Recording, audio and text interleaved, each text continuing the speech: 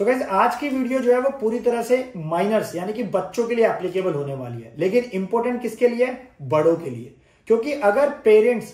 अपने बच्चों के लिए, माइनर्स के लिए इन्वेस्टमेंट करते हैं तो इनकम टैक्स लॉ के हिसाब से जो पैसा बच्चे कमाएंगे उस इन्वेस्टमेंट पे जो बड़ों ने करी है उनके अकाउंट में, उनकी कोई एफडी करा दी, उनका कोई डीमेट अकाउंट खुलवा दिया, कोई म्यूचुअल फंड अकाउंट खुलवा दिया, उससे कैपिटल गेन हो गया, इंटरेस्ट मिल गया एफडी पे, तो वो सारा का सारा इनकम टैक्स लॉ के हिसाब से क्लब होता है पेरेंट्स की इनकम के अंदर से। गाइस तो आज की वीडियो में पूरा डिटेल में समझेंगे कि किन सिनेरियोज के अंदर क्लबिंग प्रोविजन आपकी एप्लीकेबल नहीं होगी। काफी सारे लोगों को कंफ्यूजन थी, तो मैंने सोचा क्यों ना इसके ऊपर डिटेल वीडियो बनाई जाए कि अगर आप एज अ पेरेंट्स इन्वेस्टमेंट कर रहे हैं अपने बच्चे के नाम पे तो आपको किन बातों का ध्यान रखना है और किन किन सिचुएशंस में इनकम जो है आपके बच्चे की आपकी इनकम में क्लब नहीं होगी। सो गाइस वीडियो होने वाली है बहुत ज्यादा इंपॉर्टेंट, इसलिए आपसे हमेशा कहता हूं कि वीडियो को आप पूरा देखें और स्किप ना करें।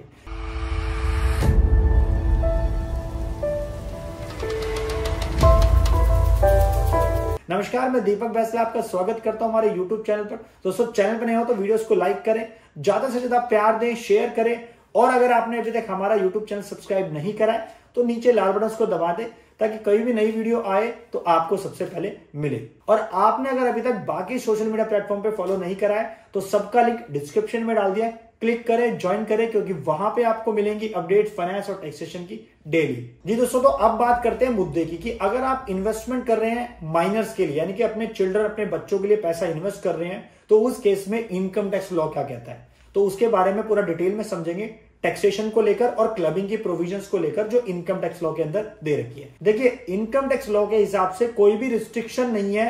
आप बच्चे के नाम पे कितनी चाहे इन्वेस्टमेंट कर सकते हैं। इनकम टैक्स लॉ इन सब चीजों के लिए मना नहीं करता है, लेकिन वो क्या कहता है कि अगर आप बच्चे के नाम पे ये सब चीजें कर रहे हैं, यानी कि बच्चे के नाम पे, माइनर के नाम पे आप इन्वेस्टमेंट कर रहे हैं, जैसे आपने मान लो अपने बच्चे का बैंक अकाउंट खुलवा दिया और आपने उसके अंदर 10 लाख रुपए डाल दिए। अब 10 लाख की आपने बच्चे के नाम पे एफडी करवा दी, तो एफडी पे जो साल में जो इंटरेस्ट मिलेगा आपके बच्चे के अकाउंट में, ठीक है, वो जो है वो पेरेंट्स की इनकम के अंदर आपका ऐड होगा, यानी कि क्लब होगा इनकम टैक्स लॉ के हिसाब से। अच्छा, अब वो किस में क्लब होगा? जिस भी पेरेंट्स की इनकम हायर होगी। दैट मीन्स अगर मैं एग्जांपल के तौर पे मान देता हूं, मान लो मेरी वाइफ की जो पूरे साल की इनकम है वो 15 लाख रुपए है और मेरी जो खुद की इनकम है मान लेता हूं मैं 17 लाख रुपए, तो उस केस में अगर मैंने बच्चे की अपनी एफडी कराई है, अपने बेटे के नाम से एफडी कराई, उस पर मुझे साल का इंटरेस्ट मिला, तो वो जो है मेरी इनकम, यानी कि जिसकी इनकम ज्यादा है 17.5 लाख रुपए, तो उस केस में मेरी इनकम में वो जो इंटरेस्ट पार्ट होगा एफडी का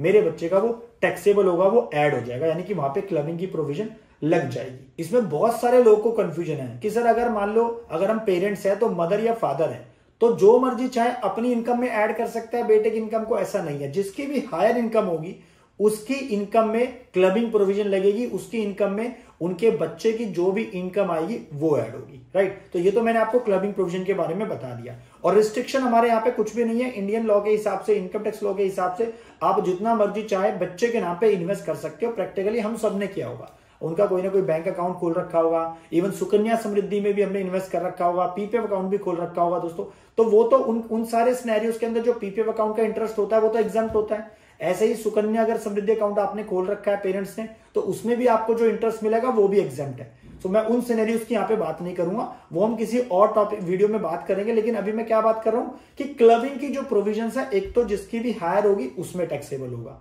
यानी कि दैट मीन्स अगर आपने म्यूचुअल फंड बच्चे के नाम पे खोल रखा है माइनर के नाम पे और उसमें आप जो है सेल परचेज कर रहे हैं, उस केस में आपको कैपिटल गेन हो रहा है, या शेयर्स डीमेट अकाउंट ओपन करा के आपको कैपिटल गेन हो रहा है, तो उस केस में वो कैपिटल गेन की जो इनकम होगी वो पेरेंट्स की इनकम में टैक्सेबल होगी, जिसका भी हायर होगा। और गाइस मैटर ये नहीं करता कि पैसा किसने इन्वेस्ट करा है, यानी कि मान लो लेट्स सपोज अगर मैंने अपने बेटे का अकाउंट खुला लिया तो मैंने उसमें पैसे ट्रांसफर कर दिए 5 लाख रुपए और 3 लाख रुपए मेरी वाइफ ने ट्रांसफर कर दिए, तो 8 लाख की उसने एफडी करवा दी। अब 8 लाख की एफडी पे जो ब्याज मिलेगा वो मेरी ही इनकम में टैक्सेबल होगा, क्योंकि मेरी हायर इनकम है, मेरी हायर स्लैब में आती है। तो ये जरूर ध्यान रखना है। इसमें कोई मैटर नहीं करता कि कहां से उसके पास पैसा है या किसने इन्वेस्ट करा, जिसकी भी हायर इनकम होगी पेरेंट्स में से उसकी इनकम के अंदर क्लबिंग प्रोविजन एप्लीकेबल हो जाएगी। अच्छा सर ये बताइए, क्या कोई डिडक्शन, कोई बेनिफिट दिया है इनकम टैक्स लॉ में कि अगर किसी बच्चे की इनकम है तो उसमें कोई डिडक्शन है? बिल्कुल है, वो है सिर्फ 1500 रुपए का। यानी कि तरह से देखा जाए तो खर्चे पानी की बात करिए कि 1500 रुपए पर ईयर तक का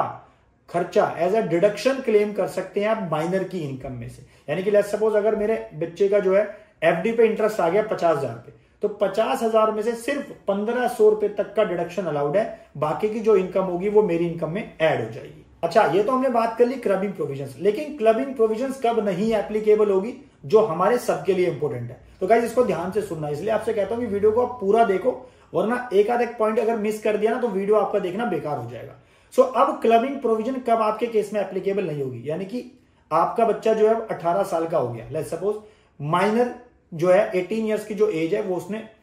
अचीव कर ली, 18 से ऊपर का हो गया, तो उस केस में पहली बात तो ये कि उस केस में अब आपकी जो है रिस्पॉन्सिबिलिटी नहीं बनती है, यानी कि इनकम टैक्स लॉ के हिसाब से अब आपकी इनकम में उसकी इनकम क्लब नहीं होगी, पहली बात। दूसरी बात, अगर बच्चा एज अ माइनर है और वो अपनी जो है अपने टैलेंट से पैसा कमा रहा है, अपनी स्किल से पैसा कमा रहा है, यानी कि जैसे हम बात कर लेते हैं, जैसे बच्चे आजकल मॉडलिंग कर रहे हैं, सोशल मीडिया से पैसा कमा रहे हैं, यूट्यूब अकाउंट से पैसा कमा रहे हैं, राइट, एक्टर भी हैं, सो उस केस में क्या होगा, उस केस में बच्चे की इनकम के अंदर ही उसको टैक्स देना पड़ेगा, वो पेरेंट्स की इनकम में क्लब नहीं होगा। और गाइज अगर इन केस अगर किसी बच्चे के पेरेंट्स नहीं होते हैं, मिस हैपनिंग कुछ हो जाती है, भगवान ना करे ऐसा हो, तो उस केस में भी जो है बच्चे की जो इनकम होगी, बच्चे के पास जो भी पैसा आया, उसको जो भी इनकम होगी उसको बच्चे को ही टैक्स देना पड़ेगा, क्योंकि वहां पे पेरेंट्स अलाइव नहीं है, यानी कि पेरेंट्स वहां पे एग्जिस्ट ही नहीं करते, तो उस केस में बच्चे को एज अ माइनर ही उस पर टैक्स पे करना पड़ेगा। तो गाइज मैंने वीडियो में आपको डिटेल में समझाया कि क्लबिंग प्रोविजंस आपकी कहां लगती है और कहां नहीं लगती है। इसका मतलब आप बच्चे के नाम पे इन्वेस्ट कर सकते हैं,